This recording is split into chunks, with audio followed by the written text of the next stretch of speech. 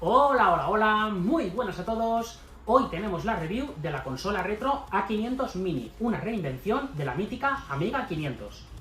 Bien, pues como estáis viendo, hoy tenemos una consola retro, en este caso la A500 Mini, que como ya he dicho, emula a la antigua y mítica Amiga 500.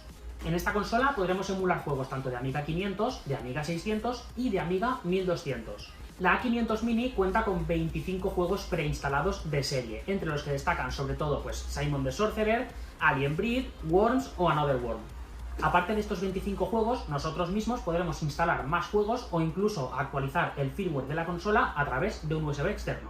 Para jugar podremos utilizar dos periféricos que vienen incluidos, un ratón de 2 botones o un mando mucho más común de 8 botones. En este caso, a través de HDMI podremos jugar a una calidad de 720p a 60 o 50 Hz. La consola aparte dispone de 3 puertos USB por si acaso queremos conectar periféricos externos como por ejemplo un teclado.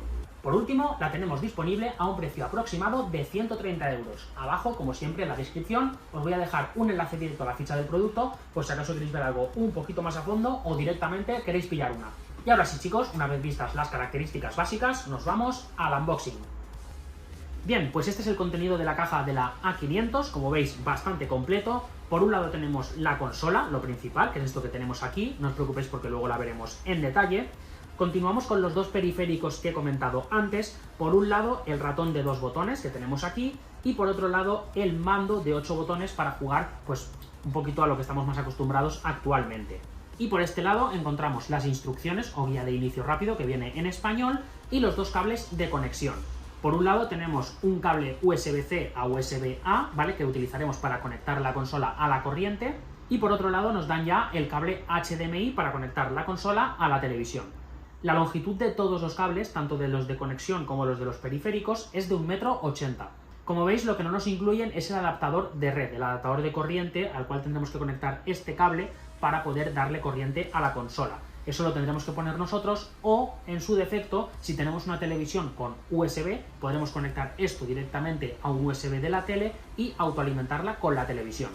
Pues bien, una vez visto el contenido de la caja, nos vamos a lo realmente interesante, que es ver la consola y, bueno, un poquito los periféricos en detalle.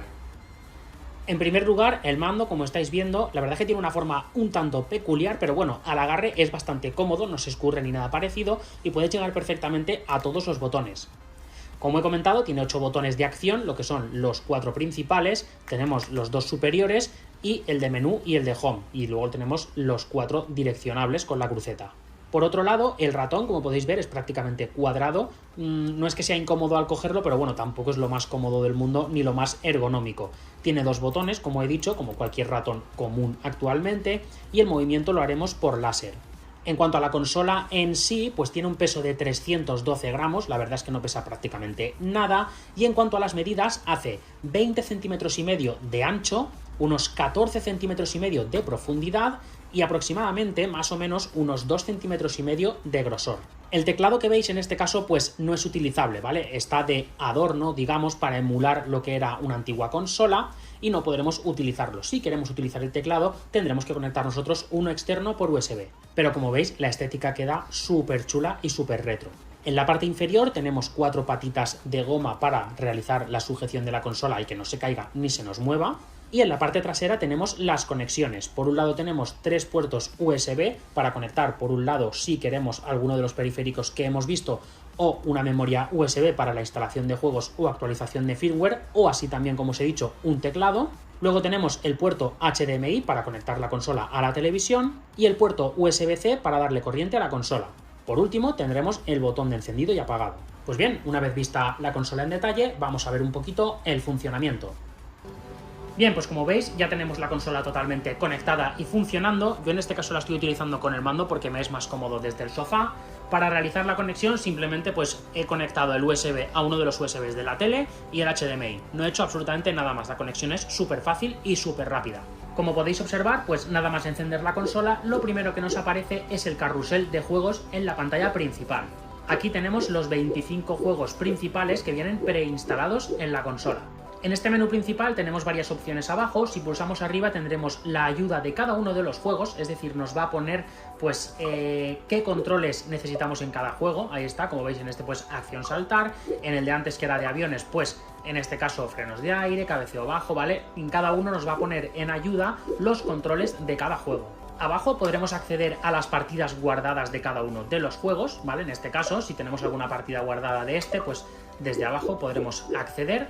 Con el botón X podremos poner favoritos a los juegos, podremos puntuarlos, como estáis viendo, podremos llenar las estrellitas y favoritear los juegos. Con el botón Y, con el amarillo, lo que podremos será ordenar, o en este caso pone clasificar los juegos, por género, por año, por editor, por favorito, por título, por autor, es decir, tenemos diferentes formas de ordenar los juegos.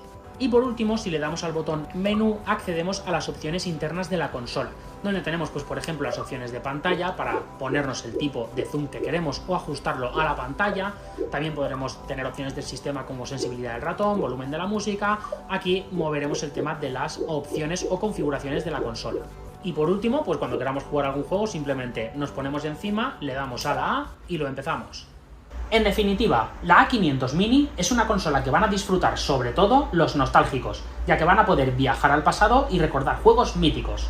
La consola es muy fácil de usar e instalar, además va súper completa con distintos periféricos que permiten adaptarla a la actualidad lo máximo posible.